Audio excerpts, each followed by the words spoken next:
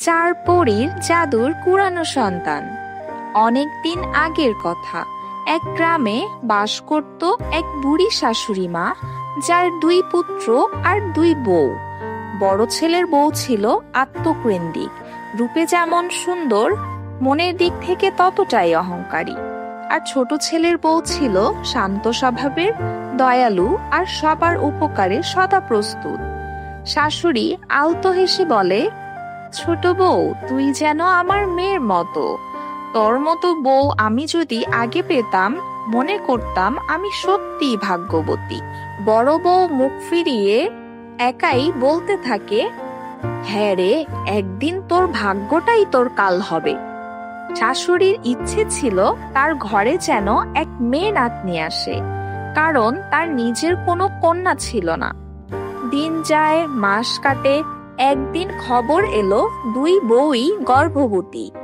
শাশুড়ি মা আকাশের দিকে তাকিয়ে বলতে থাকে, হে আল্লাহ, মেয়ে দিও, আমি ওকে মেয়ের মতোই বড় করব। সময় আসে, বড় বউয়ের কোল জুড়ে আসে একটি ছেলে সন্তান, আর ছোট বউয়ের কোল জুড়ে জন্ম নেয় এক অপার সৌন্দর্যের মেয়ে, যার মুখে যেন পূর্ণিমার চাঁদ হাসছে, চোখে যেন আলো ঝলমলে তারা। শাশুড়ি মুগ্ধ হয়ে বলতে থাকে, ওগো, এই মাইয়া তো আমার মনের মতো হয়েছে, এ যেন পরীর মতো, ঠিক যেমনটা আমি চেয়েছিলাম। আল্লাহ, তুমি আমার মনের ইচ্ছে পূরণ করেছো। বড় বউ হিংসায় জ্বলতে থাকে। নিজের ছেলেকে দেখে সে খুশি হতে পারে না। রাতে সে ডাক্তারকে গোপনে ডাকে। বড় ছেলের বউ রাগে ডাক্তারকে বলতে থাকে, এই বাচ্চাটারে নদীতে ফেলে দে, আমি তোকে 10 লাখ টাকা দেব, কাউরে কিছুই বলবি না। ডাক্তার অনেক লোভে পড়ে যায়। এক রাতে সে বাচ্চাটিকে কাপড়ে জড়িয়ে নদীর ধারে দিয়ে গিয়ে ফেলে দিয়ে আসে। শিশুটি ধীরে ধীরে পানিতে ভেসে যেতে থাকে। ঠিক তখনই আকাশ কালো হয়ে এলো, বাতাস থেমে গেল। চাঁদের আলোয় নদীর ওপর ভেসে এলো 4টি আলোর ঝলক, 4টি পরী, রূপপরী, সোনাপরী, জলপরী আর বনপরী। তারা শিশুর কান্না শুনে থমকে দাঁড়ায়। রূপপরী চোখে জল নিয়ে বলতে থাকে, এই শিশু তো এক পরীর মতো, কে ওকে ফেলে দিল? সোনাপরী চোখ মুছে বলতে থাকে, চলো আমরা ওকে নিয়ে যাই, ওকে পরীলোকে মানুষ করব। এই তো সেই শিশুটি, যার ভবিষ্যৎ অনেক বড় কিছু। ঠিক তখনই নদীর ওপার থেকে ছায়ার মতো ভেসে আসে এক কালো রূপ ডাইনি। ডাইনি গর্জে উঠে বলতে থাকে, এই অনাথ শিশুটি আমার হবে, আমার রাজ্য তোকে চাই। পরীরা আর ডাইনি চোখাচোখি হয়। বাতাস থমকে যায়, জাদু জমা হতে থাকে। নদীর শান্ত জলে কাঁপতে থাকা শিশুটিকে 4 পরী যখন কোলে তুলে নেয়, তখন আকাশ যেন কিছুক্ষণের জন্য থেমে গিয়েছিল। শিশুটি চোখ মেলে তাকায়, যেন সে জানতো এদেরই খুঁজছিল। সোনাপরী আলতো করে কপালে চুমু দিয়ে বলে, তোর নাম রাখলাম ঝিনুক। যেমন নদীর মাঝে লুকিয়ে থাকা রত্ন, তেমনি তুই আমাদের হীরের টুকরা। তারা তাকে নিয়ে গেল পরীলোকে। পরীদের সব রঙিন মেঘ, গানের পাখি আর জাদুর ফুল নিয়ে ঝিনুকের চারপাশে গড়ে তুলল এক স্বর্গ। ডাইনি দূর থেকে দেখছিল সবকিছু। তার চোখে আগুন নয়, বরং অদ্ভুত এক দুঃখ। ডাইনি আলতো গলায় বলে, আমি তো শুধু চেয়েছিলাম এক শক্তিশালী সন্তান, ওকে আমি শক্তি দিয়ে তৈরি করতাম আমার মতো। আমার তো কেউ ছিল না। তবু সে হাল ছাড়ে না। ডাইনি মনে মনে প্রতিজ্ঞা করে, একদিন আমি ঝিনুককে নিয়ে যাব, নিজের মতো করে গড়ে তুলবো। ঝিনুক বড় হয়ে ওঠে। ঝিনুক হয় পরীলোকের সবচেয়ে সাহসী আর হৃদয়বান শিশু। সে গাছে কথা বলে, পাখিদের সঙ্গে গান গায় আর বাতাসে উঠতে জানে। বনপরী হেসে বলে, তুই যে শুধু পরীর সন্তান না, তুই হলি আমাদের আলো, আমাদের আশার চিহ্ন। ডাইনি আবার ফিরে আসে। ঝিনুক যখন 10 বছরের, এক রাতে হঠাৎ ঘুমের মধ্যে তাকে ঘিরে কালো ধোঁয়া। ডাইনিরা দল বেঁধে এসে ঝিনুককে চুরি করে নিয়ে যায় তাদের অন্ধকার গুহায়। ডাইনি আলতো করে ঝিনুকের চুলে হাত দিয়ে বলে, আমি তোকে দুঃখ দিতে চাই না, তুই আমার সঙ্গে থাক। আমি তোকে এমন শক্তি দেব যা তোর কেউ দিতে পারবে না। কিন্তু ঝিনুক ভয় পায়, কান্নায় ভেঙে পড়ে। ঠিক তখনই 4 পরী একসঙ্গে হাজির হয়। রূপপরী আকাশের উঁচুতে উঠে বলতে থাকে, আমরা তোকে দুঃখ দিতে দেইনি, তোকে কেড়ে নেওয়ার সাহস তোর কিভাবে হলো ডাইনি? তাদের মধ্যে শুরু হয় এক মহাযুদ্ধ। আকাশে বিজলি, বাতাসে আগুন, জাদুর ঢেউ আর কালো ধোঁয়ার ধাক্কা। ঝিনুক এই দৃশ্য দেখে নিজের হৃদয় থেকে জাদু শক্তি আহ্বান করে। তার চোখ চকচক করে ওঠে। ঝিনুক চোখ বন্ধ করে বলে, আমার সত্যিকারের মা কে? কে আমায় কোলে তুলেছিলেন? আমি কিভাবে জানতে পারবো? আমি জানতে চাই, কে আমায় ফেলে দিয়েছিল? তার গলা থেকে আলো ছুঁয়ে যায় আকাশে, ছুঁয়ে যায় পৃথিবী। সেই আলো চলে যায় এক গ্রামে, এক বৃদ্ধা, এক কাঁদতে থাকা নারী পর্যন্ত, ছোট বউ আর দাদি। সব সত্য প্রকাশ পায়। ঝিনুকের জাদু সকল সত্যকে উন্মোচন করে। পরীরা পৃথিবীতে এসে এক জাদুর আয়না দেখায়, যেখানে দেখা যায় বড় বউ কাপা গলায় ডাক্তারকে টাকা দিয়ে বলছে, মেয়ে সন্তান থাকলে শাশুড়ির সব ভালোবাসা ওকে দেবে, আমার ছেলে কিছুই পাবে না। সবাই স্তব্ধ। ছোট বউ জ্ঞান হারিয়ে ফেলে। দাদি চোখ বুঝে বলতে থাকে, এই তো আমার ঝিনুক, তুই হারিয়ে যাসনি, তুই তো আমাদের পরীর চেয়ে বড়। পরীরা ঝিনুককে বলে, তুই চাইলে এখানেই থেকে যেতে পারিস, তোকে আমরা কখনো বাধা দিব না। ঝিনুক মৃদু হেসে বলে, আমি পৃথিবীর না, আমি পরীলোকের সন্তান। আমি পরীদের সঙ্গেই থাকবো মা। মাঝে মাঝে মাকে দাদিকে দেখতে আসবো, ওদের মনের বাতি হয়ে থাকবো। ডাইনি দূরে দাঁড়িয়ে চোখের জল মুছে ফিরে যায়, কারণ সে বুঝেছে ভালোবাসা ছাড়া কেউ সত্যিকার আপন হতে পারে না। ঝিনুক ফিরে যায় পরীলোকে। আকাশের তারারা আবার হাসে। 4 পরী তাকে জড়িয়ে ধরে। ঝিনুকের কণ্ঠে শোনা যায় এক প্রতিজ্ঞা, আমি আলো হব অন্ধকারে, আমি ভালোবাসা হব হিংসার মাঝে, আমি 4 পরীর কুড়ানো সন্তান। গরিব মেয়ের বিয়ের জাদুর লেহেঙ্গা। এক গ্রামের কথা। সেই গ্রামে থাকতো এক গরিব মেয়ে, নাম তার সুনায়না। সবার চোখে সে ছিল অপূর্ণ, কারণ তার একটি পা ভাঙা ছিল। তার বাবা ছিলেন একজন সৎ কিন্তু দরিদ্র মানুষ। সংসারে তাদের অভাব লেগেই থাকতো। সুনয়নাকে নিয়ে গ্রামের মেয়েরা হাসাহাসি করত।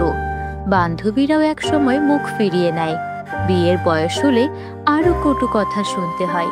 কেউ বলে, এই মেয়ের তো পা ভাঙা, কই থেকে পাত্র আসবে? এমনিতেই গরিব, গরিব মেয়েদের তো বিয়েই হয় না, তার উপর আবার পা ভাঙা মেয়ে। এ সেবা করবে নাকি এই শ্বশুর বাড়ির সেবা করবে? এর তো নিজেরই অবস্থা খারাপ, নিজেরই তো চলতে ফিরতে আরেকজনের সহযোগিতা লাগে। কি একটা অবস্থা, পা ভাঙা মেয়ে, একে বাড়িতে কেন রেখেছে? ভিক্ষা করতে পাঠিয়ে দিলে তো পারে। এইসব কথা প্রতিনিয়ত শুনতে হতো সুনয়নাকে। আর যখন পাত্রপক্ষ দেখতে আসতো, তখন তো অন্য নাটক শুরু। একদিন এক পাত্রপক্ষ আসে শহর থেকে দেখতে। কই, আপনাদের মেয়েদের নিয়ে আসুন, দেখি আপনাদের মেয়েকে কেমন। মা, তুমি একটু হেঁটে দেখাও তো। আরে কি, এ মেয়ের তো পা ভাঙা, তা আপনারা আমাকে বলেননি কেন যে আপনাদের মেয়ের পা ভাঙা? আসলে আপনাদেরকে তো সব বলা হয়েছিল। কি ঘটক মশাই, বলেননি? আমি ওসব বললে মেয়ের বিয়ে দিবেন কি করে, তাই তো গোপন রেখেছি। দেখুন, আমি অনেক কষ্ট করে পাত্রপক্ষ ধরে নিয়ে এসেছি। আমার 2000 টাকা ফি আমাকে দিয়ে দিন। আপনি এইরকম ফি এর জন্য আমাদের মেয়ের নামে মিথ্যা বলে পাত্র নিয়ে আসবেন? এখন যে আমাদের কথা শুনতে হবে। আরে আপনাদের নাটক রাখেন। মেয়ে পঙ্গু জেনেও বিয়ে দেওয়ার জন্য এত উঠে পড়ে লেগেছেন কেন? এই মেয়েকে দিয়ে কিচ্ছু হবে না, বিয়ে তো দূরের কথা। এইসব কথা সহ্য করতে না পেরে সুনয়না একদম ভেঙে পড়ে। বন্ধুরা, তোমরা যারা যারা গল্পটি দেখছো তোমাদের নাম কমেন্টে লিখে জানাও। আমরা নেক্সট গল্প তোমাদের নাম দিয়ে বানাবো। এদিকে সুনয়নার বাবা প্রতিনিয়ত মানুষের কাছ থেকে এসব কথা শুনতে শুনতে সে সিদ্ধান্ত নেয় তার জীবনই দিয়ে দেবে। আমি কেমন বাবা হলাম যে মেয়ের ঠিক মতো চিকিৎসাও করাতে পারলাম না, আর এখন মেয়ের ঠিক মতো বিয়েও দিতে পারছি না। আমি বেঁচে থেকে লাভ কি? এই সমাজের কাছে আমি কি মুখ দেখাবো? এর চেয়ে আমার আত্মহত্যা করাই উচিত। এই ভেবে সুনয়নার বাবা ফ্যানের সঙ্গে রশি ঝুলিয়ে আত্মহত্যা করার জন্য যাচ্ছিল। এটা সুনয়না দেখে ওর বাবাকে জড়িয়ে ধরে আর কান্নাকাটি করে বাবাকে সেবারের মতো বাঁচিয়ে নেয়।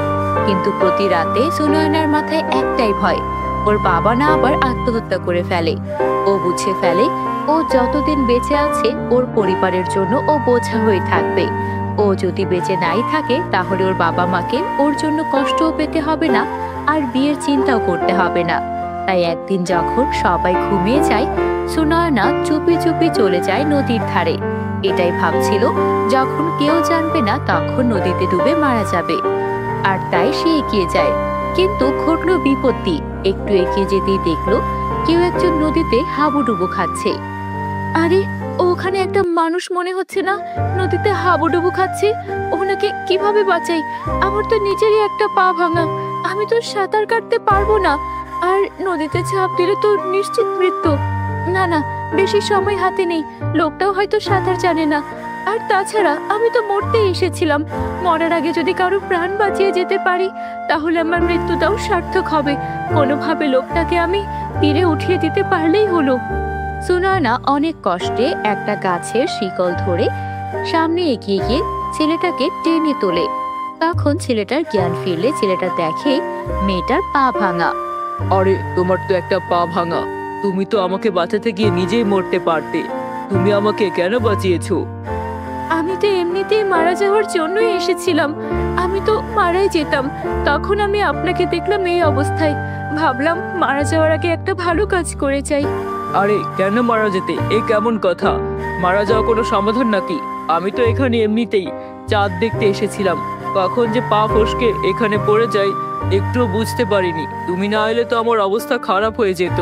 আমার প্রহরীরা একটু দূরে গিয়েছিল, আমিও অন্যমনস্ক হয়ে যাই, আর তারপর তুমি আমার প্রাণ বাঁচালে।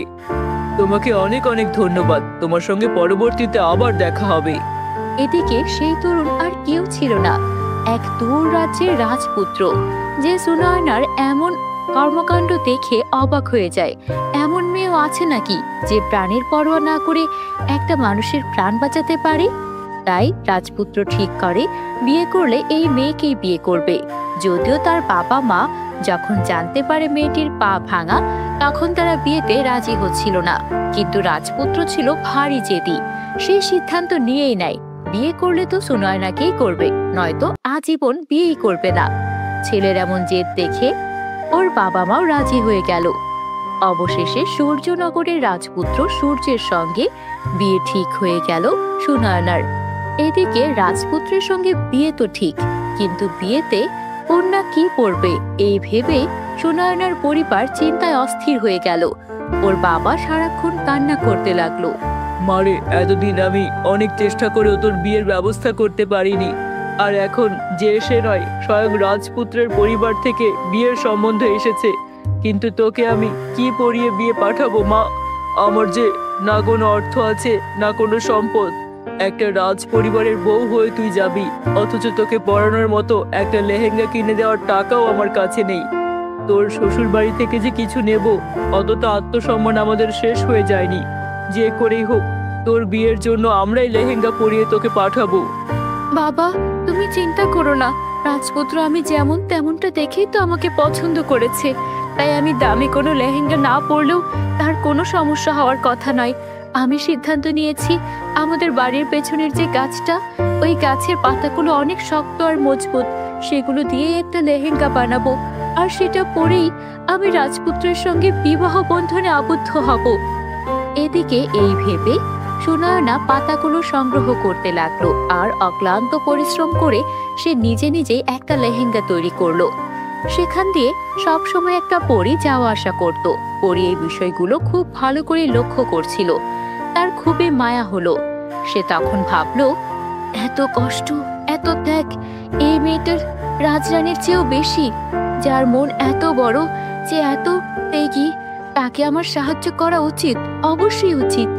পরি তখন জাদু করে দিল সেই পাতার উপর, যে পাতা দিয়ে সুনয়না ওর জন্য লেহেঙ্গা বানিয়েছিল।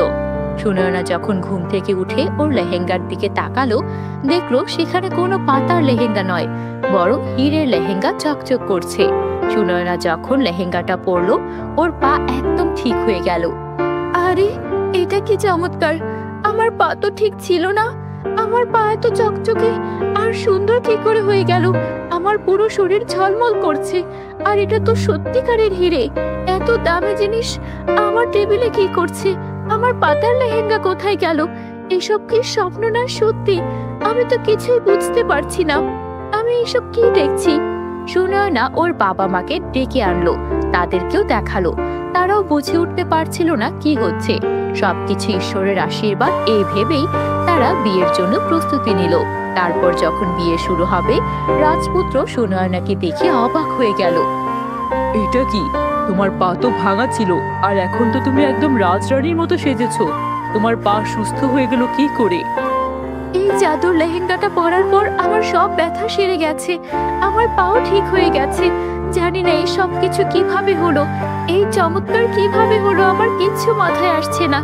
হয়তো আমার ভাগ্যটা ফিরে এসেছে, তাই আমার দুর্ভাগ্যের জীবন বদলে এখন আমার সুখের জীবন শুরু হবে রাজপুত্র। হ্যাঁ, তুমি তো অবশ্যই সুখের জীবনই পাওয়ার যোগ্য। তুমি আমার রানী, তোমাকে আমি রাজরানী করে রাখবো। তারপর ধুমধাম করে রাজকীয় বিয়ে হয়ে যায় সুনয়না আর সূর্যের। চারদিকে আনন্দ আর আনন্দ।